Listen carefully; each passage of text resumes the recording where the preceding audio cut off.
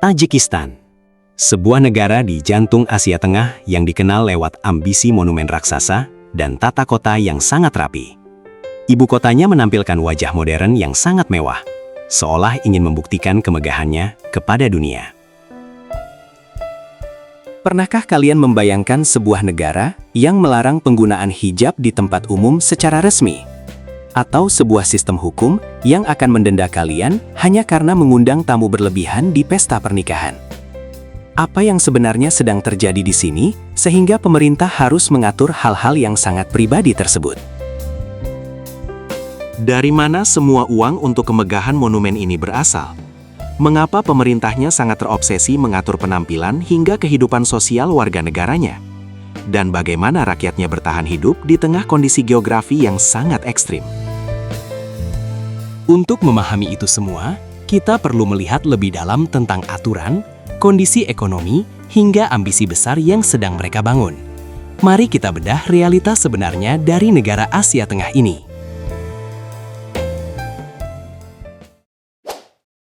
Di Tajikistan, cara memakai hijab bukan lagi sekedar pilihan pribadi, melainkan aturan negara yang sangat ketat.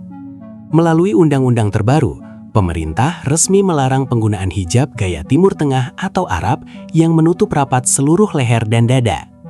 Alih-alih melarang penggunaan kerudung secara total, negara justru mewajibkan wanita kembali ke cara tradisional, yaitu menggunakan kain kepala atau selendang khas Tajikistan yang diikat ke belakang, yang secara visual sangat berbeda dengan gaya hijab dari luar. Larangan spesifik terhadap hijab gaya luar ini diambil karena pemerintah menganggapnya sebagai simbol pengaruh asing yang bisa mengancam stabilitas dan keamanan nasional. Dengan memperketat aturan cara memakai hijab, negara ingin memastikan identitas budaya asli mereka tetap terjaga dan tidak tergerus oleh gerakan luar yang dianggap berbahaya. Kebijakan ini menegaskan bahwa bagi pemerintah Tajikistan, menjaga tradisi lokal lebih utama daripada mengikuti tren gaya hijab yang datang dari luar negeri. Hal yang sama berlaku bagi para pria. Pemerintah sangat membatasi pria untuk memelihara janggut yang panjang. Kebijakan ini diambil karena pemerintah mencurigai pria berjanggut panjang sebagai bagian dari kelompok yang ingin melawan aturan pemerintah. Aturan ini bahkan masuk hingga ke dalam rumah dan acara keluarga. Tajikistan memiliki undang-undang yang mengatur secara detail bagaimana warga harus mengadakan pesta pernikahan atau ulang tahun. Pemerintah melarang pesta besar yang mengundang terlalu banyak tamu dan menyajikan makanan secara berlebihan. Alasannya adalah, pemerintah tidak ingin rakyatnya jatuh miskin atau terlilit utang, hanya karena memaksakan diri mengadakan pesta mewah demi gengsi. Mengingat pendapatan rata-rata masyarakat yang masih kecil, pemerintah menganggap pemborosan untuk pesta sebagai tindakan yang melanggar hukum. Meskipun pemerintah menerapkan aturan yang sangat ketat, Tajikistan sebenarnya memiliki sisi lain yang sangat menarik untuk dibahas. Di balik semua aturan tersebut, negara ini ternyata menyimpan banyak fakta unik dan rekor dunia yang menjadi identitas asli mereka di mata internasional. Salah satu kebanggaan terbesar yang dimiliki negara ini adalah Bendungan Nurek. Ini bukan sekadar bendungan biasa, melainkan salah satu bendungan tertinggi di dunia yang sangat megah. Bayangkan saja, tingginya mencapai 300 meter, jauh lebih tinggi daripada banyak gedung pencakar langit di dunia. Struktur raksasa ini menjadi tulang punggung energi bagi seluruh rakyat Tajikistan dan membuktikan ambisi besar mereka dalam mengelola sumber daya air di tengah wilayah yang kering. Tajikistan juga sempat menarik perhatian internasional melalui pembangunan tiang bendera Dushanbe. Saat pertama kali didirikan, tiang ini memegang rekor sebagai tiang bendera tertinggi di dunia dengan ketinggian mencapai 165 meter. Walaupun rekor tersebut akhirnya dipatahkan oleh Arab Saudi yang membangun tiang lebih tinggi di kota Jeddah, keberadaan tiang raksasa di tengah ibu kota ini tetap menjadi simbol kebanggaan nasional yang sangat ikonik bagi masyarakat Tajikistan. Alam Tajikistan juga memegang rekor dunia yang luar biasa melalui Gletser Vedchenko. Ini adalah gletser terpanjang di dunia yang berada di luar wilayah kutub utara maupun selatan. Membentang sepanjang 77 km di tengah pegunungan Pamir, gletser ini adalah cadangan air raksasa yang sangat penting bagi kehidupan di seluruh Asia Tengah. Hal ini juga yang membuat Tajikistan dikenal secara internasional sebagai negara dengan jumlah sungai terbanyak di kawasannya. Keunikan Tajikistan lainnya yang sering mencuri perhatian dunia adalah standar kecantikannya yang sangat khas, yaitu tradisi alis menyatu. Bagi wanita Tajikistan, memiliki alis yang menyatu adalah simbol kecantikan alami dan kesuburan yang sangat dihargai. Banyak dari mereka yang sejak kecil menggunakan ramuan herbal tradisional bernama usma untuk mempertebal alis agar terlihat menyatu sempurna demi menambah daya tarik mereka. Semua rekor dan tradisi unik ini lahir dari sebuah wilayah yang posisinya sangat strategis sekaligus menantang. Untuk memahami mengapa Tajikistan memiliki karakter yang begitu kuat, kita harus melihat lebih dalam bagaimana posisi geografi dan kondisi masyarakatnya di jantung Asia Tengah. Secara geografis, Tajikistan berada di posisi yang sangat krusial, tepat di jantung Asia Tengah. Negara ini sama sekali tidak memiliki akses ke laut dan wilayahnya berbatasan langsung dengan Cina di sebelah timur, Afghanistan di selatan, serta Uzbekistan dan Kirgistan di sisi barat dan utara. Karena letaknya ini, Tajikistan telah lama menjadi jembatan penting yang menghubungkan berbagai kebudayaan besar di kawasan tersebut. Berdasarkan data terbaru dari PBB, total populasi Tajikistan kini telah mencapai 10.978.599 jiwa. Struktur masyarakatnya didominasi oleh etnis Tajik sebesar 84,3% yang memiliki akar budaya dan bahasa Persia.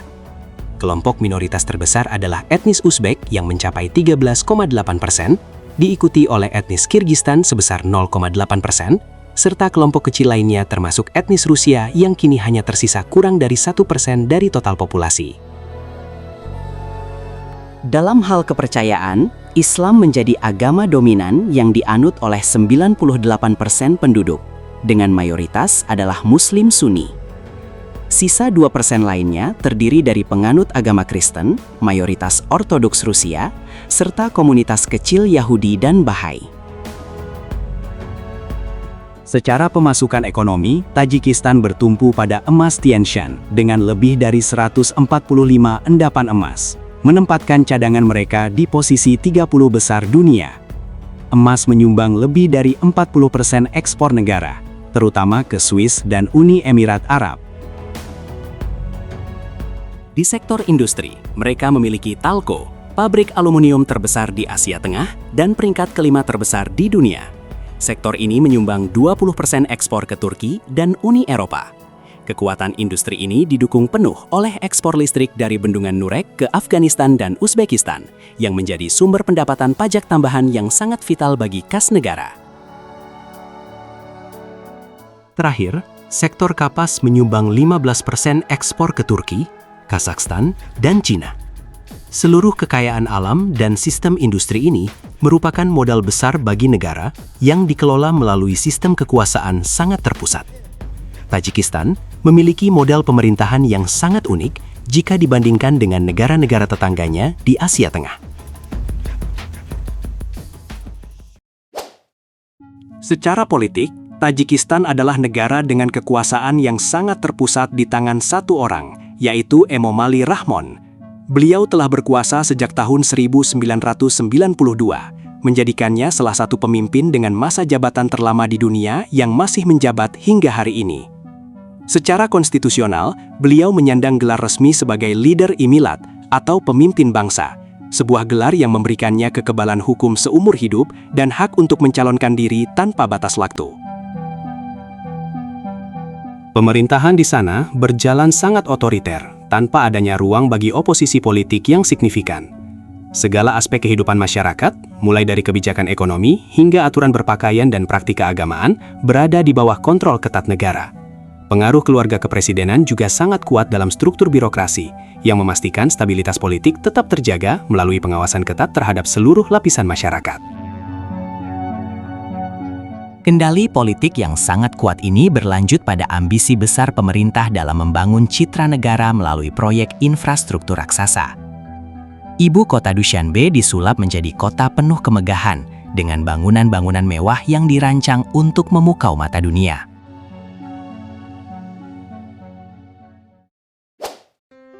Pemerintah Tajikistan memfokuskan pembangunan pada proyek skala besar di ibu kota Dushanbe untuk memperkuat citra negara.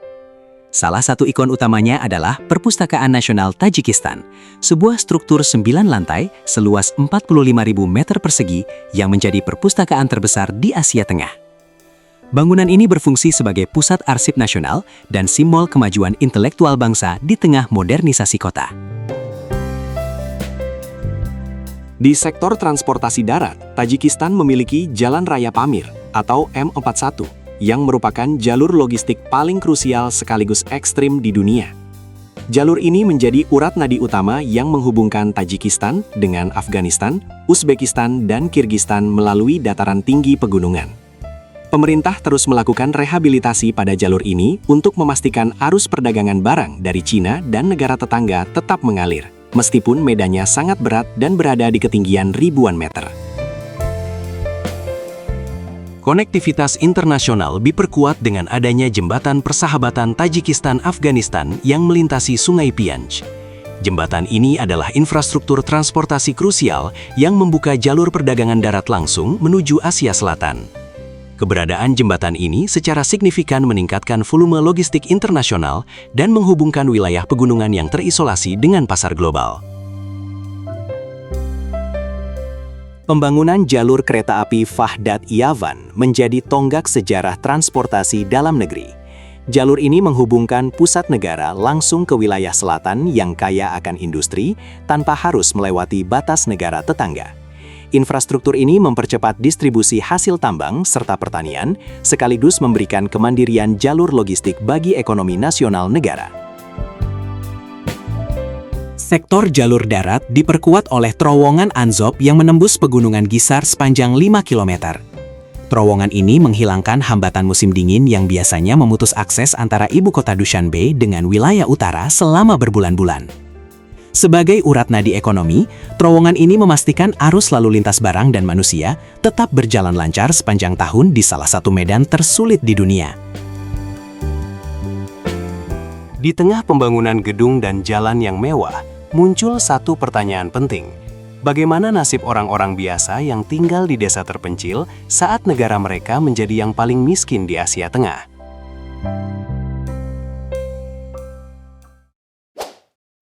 Tajikistan sebenarnya memiliki sumber daya alam yang besar, mulai dari tambang emas hingga industri aluminium melalui perusahaan Talco. Masalahnya, seluruh kekayaan alam ini dikelola sepenuhnya oleh keluarga presiden dan lingkaran elit politik yang berkuasa. Keuntungan dari sektor tambang ini tidak masuk ke kas rakyat, melainkan digunakan untuk memperkuat kekuasaan dan membangun proyek-proyek mewah di ibu kota yang tidak menyentuh kebutuhan masyarakat kecil. Rendahnya investasi pada lapangan kerja membuat rakyat terjepit. Upah minimum di Tajikistan hanya sekitar $60 atau sekitar Rp950.000 per bulan. Bandingkan dengan bekerja di Rusia, di mana mereka bisa mendapatkan $600 hingga $800 atau sekitar 9 hingga 12 juta rupiah per bulan. Perbedaan gaji yang sangat besar ini memaksa jutaan pria meninggalkan keluarga mereka. Negara bukan hanya gagal menyediakan pekerjaan, tetapi juga sangat bergantung pada keringat para perantau ini. Pemerintah Tajikistan menarik pajak dari gaji yang dikirimkan para pekerja migran melalui sistem perbankan.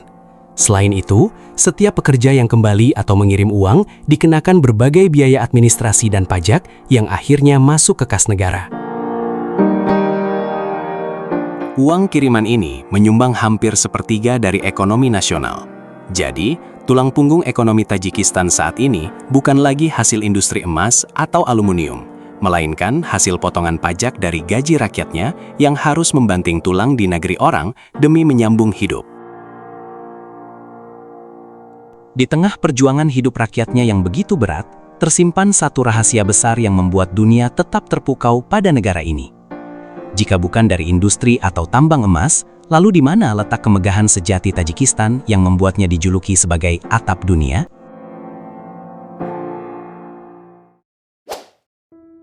Tajikistan memiliki beberapa kawasan pariwisata yang menjadi sumber devisa negara. Salah satunya adalah Koridor Wakhan. Wilayah ini merupakan lembah yang membatasi Tajikistan dengan Afghanistan. Di sepanjang koridor ini terdapat sisa-sisa infrastruktur pertahanan kuno, seperti benteng-benteng dari abad ketiga sebelum Masehi, yang dibangun di atas tebing untuk memantau jalur perdagangan. Secara visual, kawasan ini didominasi oleh aliran sungai besar dan deretan pegunungan tinggi yang menjadi daya tarik bagi wisatawan mancanegara. Selain wilayah perbatasan, Pegunungan Van juga menjadi destinasi utama, khususnya kawasan Danau Tujuh atau Seven Lakes. Ketujuh danau ini terletak di ketinggian yang berbeda-beda dan memiliki karakteristik warna air yang berubah secara alami akibat pantulan cahaya matahari serta kandungan mineral di dasar danau. Kawasan ini sering digunakan oleh pendaki internasional sebagai jalur pendakian teknis karena medannya yang menantang dan kondisi alamnya yang masih asli. Di wilayah selatan, terdapat objek wisata kesehatan Garam Chasma. Ini merupakan sumber air panas alami yang mengandung belerang dan mineral tinggi. Formasi batuan putih di sekitar sumber air ini terbentuk dari endapan kalsium selama ratusan tahun. Penduduk lokal maupun wisatawan menggunakan tempat ini untuk terapi kesehatan kulit dan relaksasi setelah melintasi jalur pegunungan yang berat. Pemerintah Tajikistan menargetkan sektor pariwisata ini untuk menarik lebih banyak devisa dalam bentuk dolar. Banyak turis asing yang mengeluarkan biaya hingga ribuan dolar untuk melakukan ekspedisi di wilayah ini.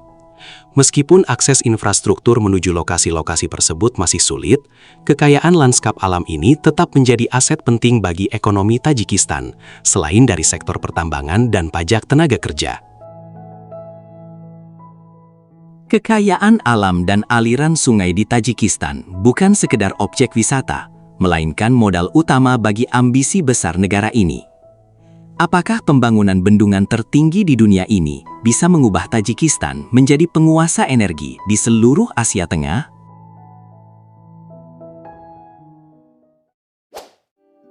Masa depan Tajikistan sangat bergantung pada ambisi mereka untuk menjadi pusat energi utama di Asia Tengah melalui proyek Bendungan Rogun yang skalanya jauh lebih besar dari infrastruktur saat ini. Dengan kapasitas mencapai 3.600 megawatt, bendungan ini dirancang bukan hanya untuk mencukupi kebutuhan domestik, melainkan secara spesifik untuk memenuhi target ekspor ke Afghanistan dan Pakistan. Strategi utama pemerintah adalah menyalurkan hasil listrik tersebut ke dalam jaringan kabel raksasa yang membentang sepanjang ribuan kilometer. Jalur transmisi ini menghubungkan sumber listrik di pegunungan Tajikistan, melintasi wilayah perbatasan, hingga mencapai konsumen besar di negara Afghanistan dan Pakistan. Melalui ekspor daya listrik lintas negara ini, Tajikistan menargetkan pendapatan devisa dalam bentuk dolar yang sangat besar setiap tahunnya. Pembangunan ini menjadi kunci bagi Tajikistan untuk mengubah struktur ekonomi mereka secara total. Mereka ingin berhenti mengandalkan kiriman uang dari pekerja di luar negeri dan menggantinya dengan pendapatan tetap dari sektor energi. Dengan menguasai pasokan listrik ini, Tajikistan berusaha memposisikan diri sebagai pemain utama yang menjadi tulang punggung energi bagi kawasan tersebut di masa depan. Masa depan ekonomi Tajikistan juga diletakkan pada modernisasi sektor pertanian, terutama dalam pengolahan kapas yang selama ini menjadi komoditas ekspor mentah. Pemerintah kini menargetkan pembangunan kawasan industri tekstil terintegrasi, agar kapas mereka tidak lagi keluar negeri sebagai bahan mentah, melainkan sebagai produk jadi yang memiliki nilai jual jauh lebih tinggi. Bersamaan dengan itu, ekspansi lahan pertanian melalui sistem irigasi modern terus digalakkan untuk mencapai ketahanan pangan total.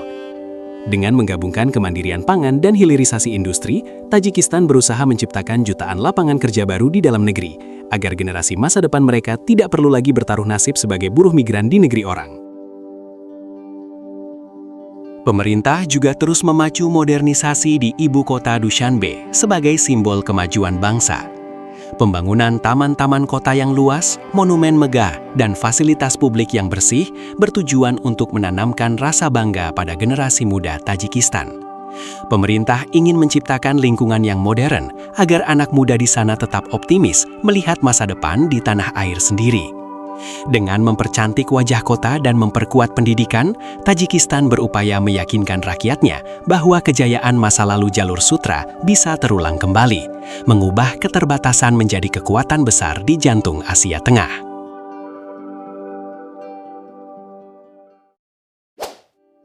Tajikistan adalah negeri yang penuh kontras. Di satu sisi, ia adalah negara dengan aturan paling ketat dan aneh di dunia, di mana panjang janggut diukur dan gaya berpakaian diatur, demi menjaga stabilitas serta sekularisme.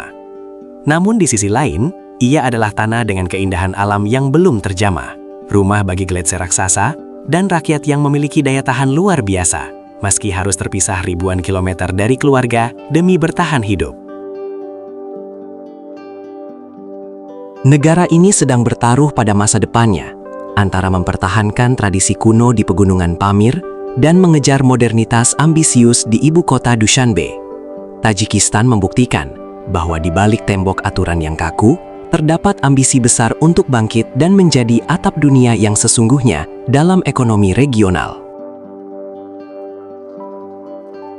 Kisah perjalanan Tajikistan ini memberikan kita pelajaran bahwa kemegahan infrastruktur dan kekayaan alam yang melimpah tidak akan berarti banyak tanpa kemandirian ekonomi rakyatnya. Kita telah melihat bagaimana negara ini berjuang di antara aturan sosial yang sangat ketat dan ambisi besar untuk menjadi pusat energi melalui bendungan Rogun demi mengangkat jutaan orang dari garis kemiskinan yang sudah berlangsung puluhan tahun. Tajikistan sedang membuktikan bahwa meski berada di atap dunia dengan segala keterbatasan geografisnya, mereka tetap berusaha berdiri tegak untuk mengejar ketertinggalan di Asia Tengah. Bagaimana menurut pendapat kalian? Apakah strategi pemerintah Tajikistan dengan aturan super ketatnya sudah cukup kuat untuk menjaga stabilitas dan masa depan kemakmuran mereka? Tulis pendapat kalian di kolom komentar ya. Jika kalian ingin mendukung channel ini agar terus berkembang menyajikan fakta-fakta dunia, kalian bisa memberikan super thanks atau bergabung menjadi member atau berlangganan di channel ini. Dari masa lalu, kita belajar. Dari sejarah, kita tumbuh. Terima kasih sudah menemani perjalanan waktu hari ini.